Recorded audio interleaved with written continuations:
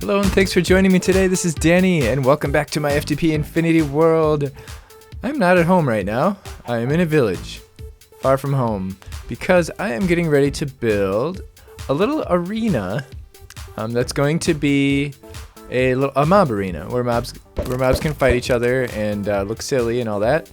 I've decided that I wanted to do it by this village so that there'll be somebody here to watch. Now, a couple episodes ago, we played around a little bit with Botania's Heisie dream in order to make a music disc farm. And I was having so much fun watching the mobs kill each other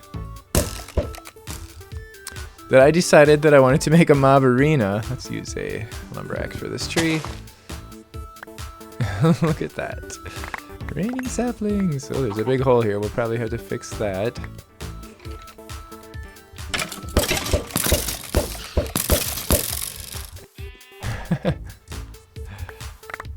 So I decided I'm going to build an arena, and what I'm going to be doing is I'm going to try to build this. I'm going to make the build kind of interesting because there's because the the mobs will only be so entertaining. Although if you've watched me once, you might notice that I am thoroughly entertained when mobs fight each other. You know, like when skeletons go after zombies or Endermen try to go after the Ender Dragon and all that kind of stuff. I just find that endlessly entertaining. So it only makes sense that I should build an arena where mobs are able to fight each other. And my Draconic Staff of Power made an easy job out of clearing this area. And that's it. So this is the Open Blocks building guide. Now, actually, this video isn't going to be all about building. I'm just going to show you a few minutes worth of clips of building. So we give this guy a redstone signal. And ta-da! We have a nice building guide, and it shows us where to place our blocks. So right now it's showing us a cuboid. If we shift right click on it, it'll toggle through a bunch of different shapes. And what we want is a cylinder. That's a sphere. There's a cylinder, and we actually kind of want an oval. I want it to be about 7 by 10, so we can right click on the sides to change the dimensions. Right click on the east side, that's going to increase our dimension, and then the west side is going to decrease the east-west dimension.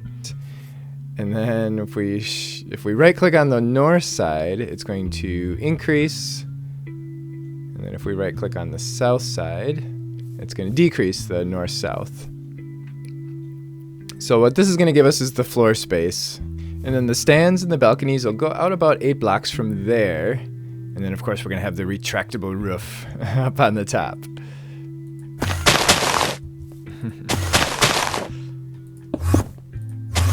Remember all that we went through to get the Super Builder's Wand?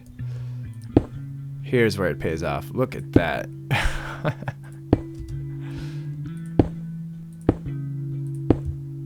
That is awesome. I just made a ton of aluminum brass, and I'm draining it now. I need a stack of blank casts, and I need about 2 stacks of aluminum brass ingots, which is about 13 or 14 blocks, so that I can make a stack of drawbridges.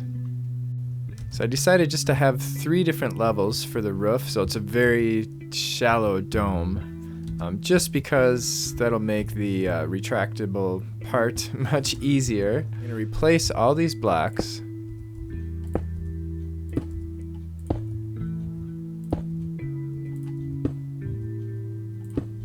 with drawbridges.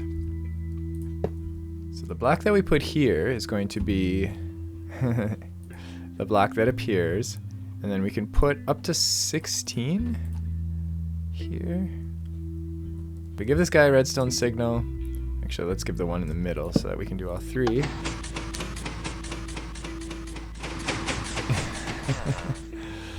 Nice. There's our retractable roof.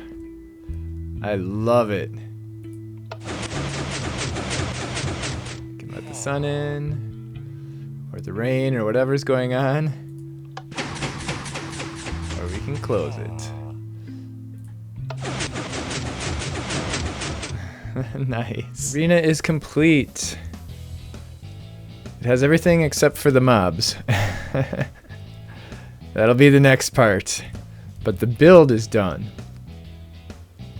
And I really like it. I really like how it turned out.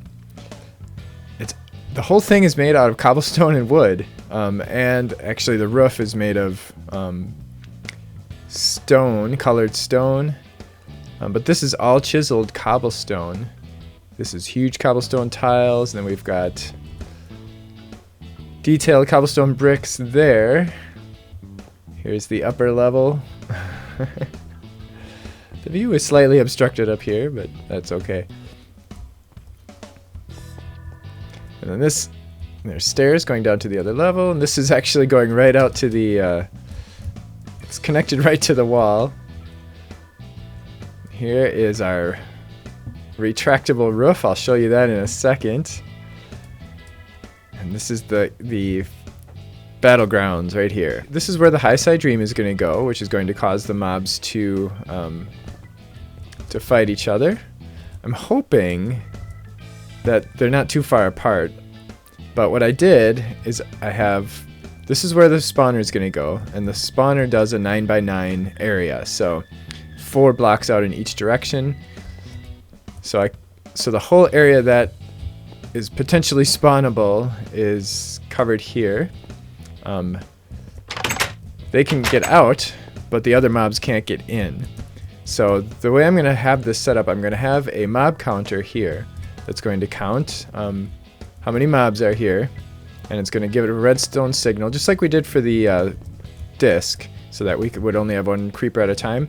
So we're only going to have one thing spawn in here at a time, so there will only ever be one mob in this area, because this is not going to be the area where they're going to be fighting, because we won't be able to see them very well if they do that.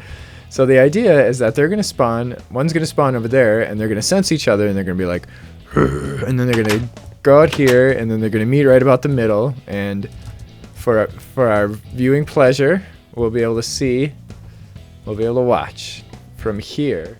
So now we're ready. We're ready to start getting our mobs in here, and there's 3 things, well, 4 things I guess we have to do. We've got to get our Heisie Dream. That's easy. We have to get mana here. That's not so easy. We've got to get a spawner here. And we have to decide what 2 types of mobs we're going to spawn. We do have a magnum torch in the ground here in order to prevent other mobs from spawning, because I want to keep the lighting in here somewhat minimal. Just for effect, I think it would look cooler that way. Just made the Heisie Dream. It's 2 flowers eating each other. Or trying to anyway. Kind of expensive, but not terrible.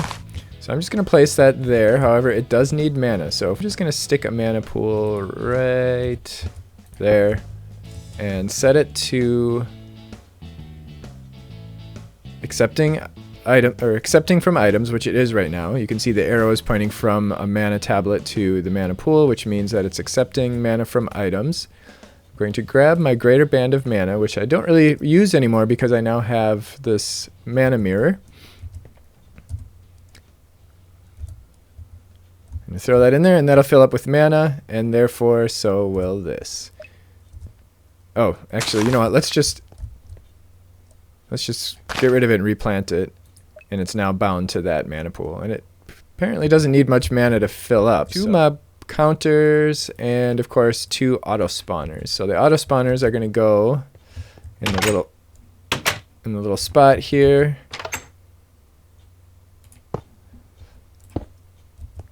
That's underground, so that won't show up outside. That's good.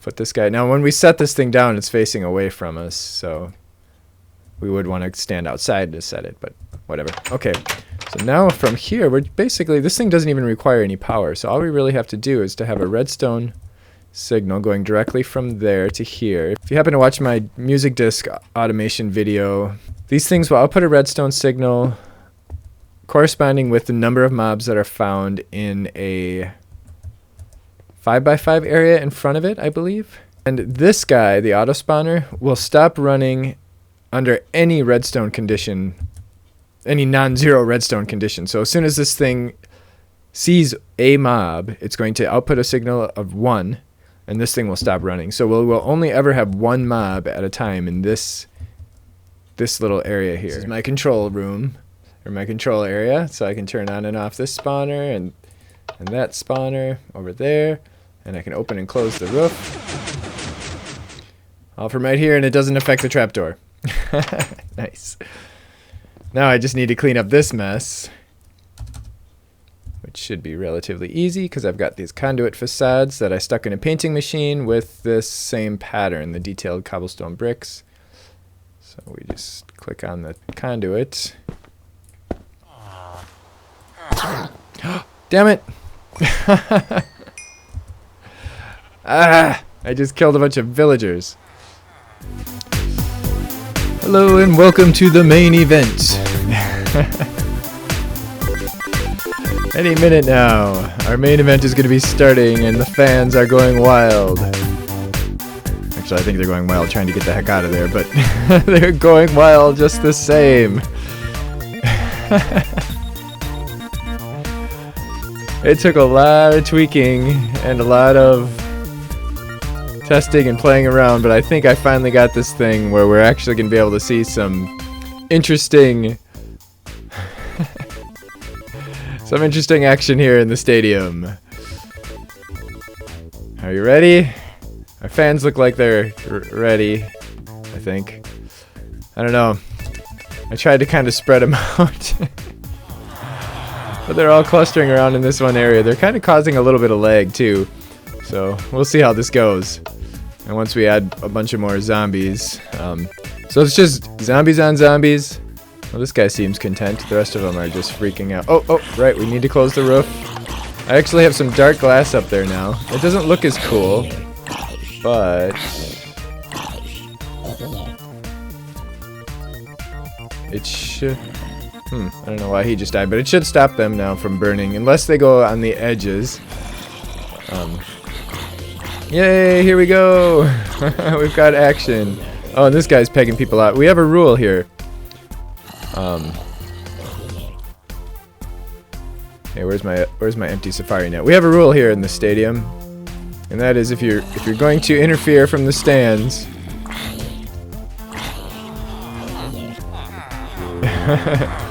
in all fairness,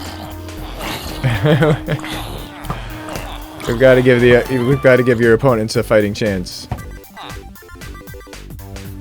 What's going on over here now? Oh, you know what? We need to upgrade that guy.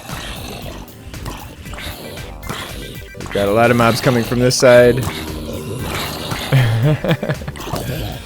There we go! Hooray! We've got mob on mob action, and nobody's going after this guy. He's just having a free-for-all here. Put an octatic capacitor in there, and now it should spawn the zombies a lot faster. Unfortunately, we can't tell who's from which team. And they don't really care. They're all killing each other anyway. Whether they're on the same team or not. Look at these guys. They're just like, what? We're out of here, man. How do you get the heck out of here? I even tried putting a couple doors over here, and it helped a little bit. There were, I think, these couple that are hanging out over on this side of the stands are. Oh, there's a big bully going after the little guys. Oh, look at this guy. He's actually interested in the show.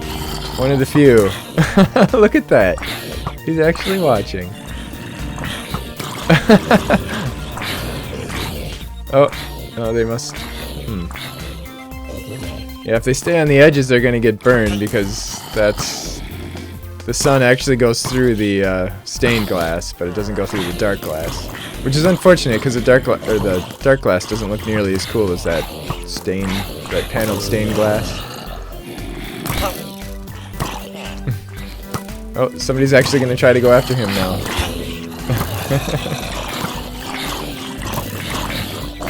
He'll never die, no matter how many zombies we have out there. Those guys are really tough. They have a lot of hearts. And they regen. Let's see, how's he doing? Yeah, he's still got almost all of his health points. And he's got 10 armor points. Look at him just watching them. That's cool. I wish the other guys would too.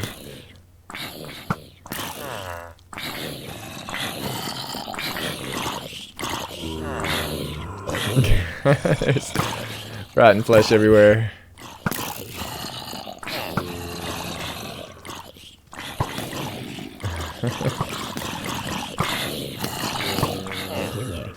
I should probably replace some of that glass up there, but... Oh, that guy had full leather armor. Oh, they're looking at the villagers.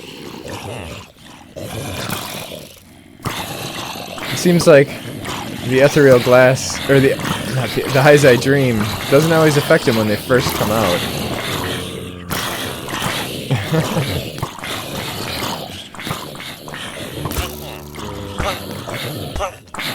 Oh, he's burning.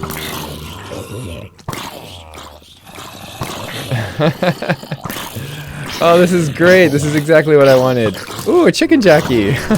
Nice. Oh, now there's a chicken out there.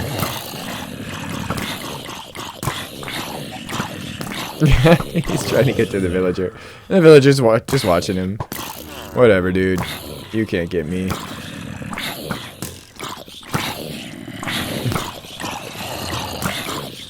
But all the other villagers are just totally freaking out. That's funny. But just this one guy. It's like, this one brave guy is just kind of like, hey, check it out, man. It's zombies. And they're all like, oh my god! Oh my god! Get us the frick out of here! There's zombies everywhere!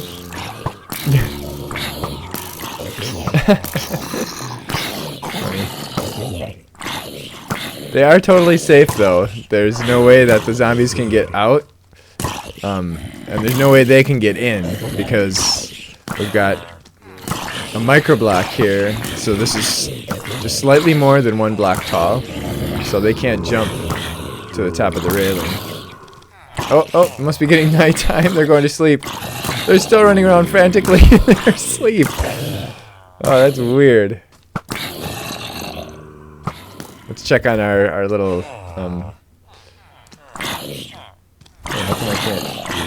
guard. He's still standing strong. He's down a few points from before, but oh, this guy's got gold armor. He may last for a little while. Oh no, I'm interfering. That's okay. I'm the manager. Look at that.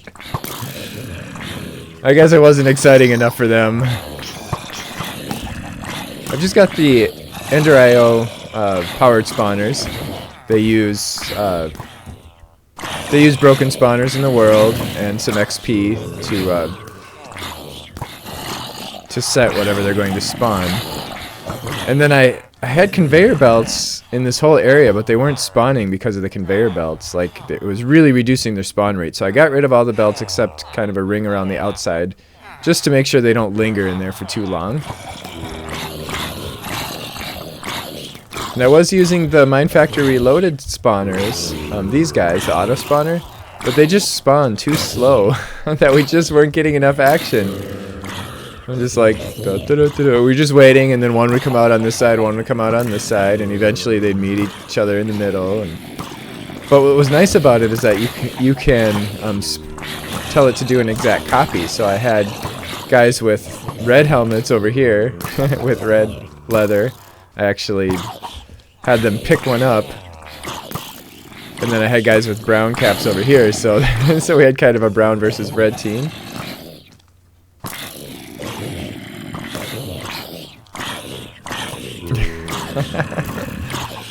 This is loads of fun, man. I'd like to get some other mobs in there, but there's problems with most of the other mobs. The skeletons have a bug where they'll continue shooting at their foe even after the foe dies, and it ends up creating tons of arrows. And it causes lag and stuff, so that didn't really work. Of course, we can't have creepers because they'll blow our stuff up unless we ward everything, but I might think about doing that at some point in the future. Oh, he's less than half now. He's actually, they're whittling away at him. He may die eventually.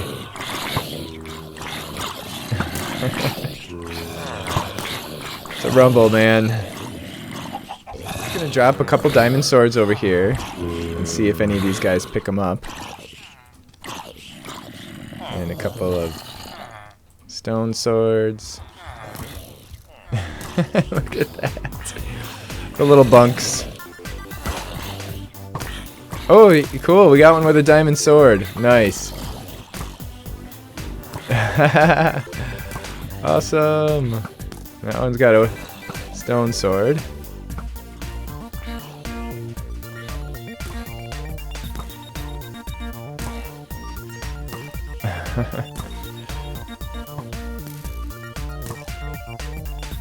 Oh, we lost the diamond sword guy. Oh, we got another one with the diamond sword.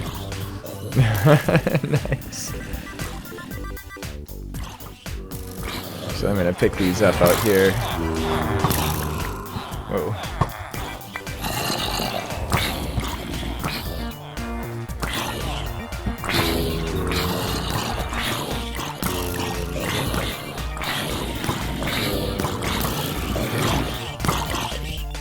Looks like we lost the diamond sword guy.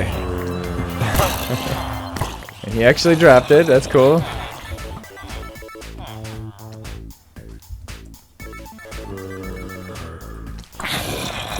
Oh, he picked it up right away. Look at that. Nice. Oh, they both had diamond swords.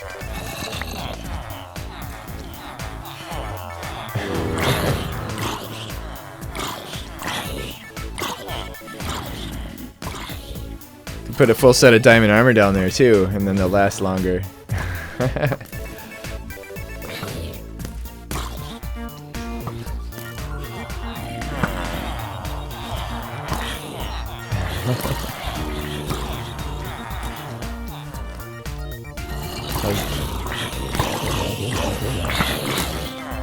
What's our little guard doing here? Can't have to get so close. Oh, he's down to 2.5 hearts. He's not gonna last much longer. Especially if we keep giving these guys swords.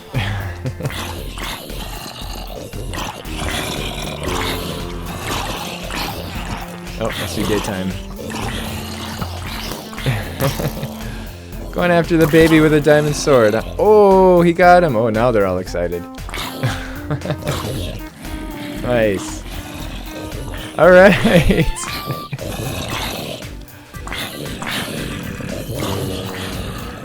Woohoo! Nice. Awesome. Well, I hope you enjoyed this as much as I did. If you did, please click the like button. And I hope you join me next time. In the next episode, we're actually going to work on doing kind of a transportation network just for fun, just kind of an aesthetical thing, because obviously we don't need a transportation network because we have, you know, enhanced charms of dislocation, all that stuff, but having all this like teleportation stuff has kind of deprived us of the fun of building a transportation network. So I'm actually planning on building a rail network and a little road network for horses, just between some of our different sites, and I'm also going to use some Mistcraft portals and things like that to kind of make like a physical transportation system that just feels a little bit more just kind of fun and interactive and stuff. So just completely just for fun and aesthetics. Alright, the show's over. There's only one left standing, which is amazing. We had a grim zombie out there. He had gold armor, and actually let's just finish him off with our retractable roof. He had gold armor and he picked up a diamond sword. He was killing everybody out there, but then he was finally slain. Okay, now we can close that. Nice. See you next time.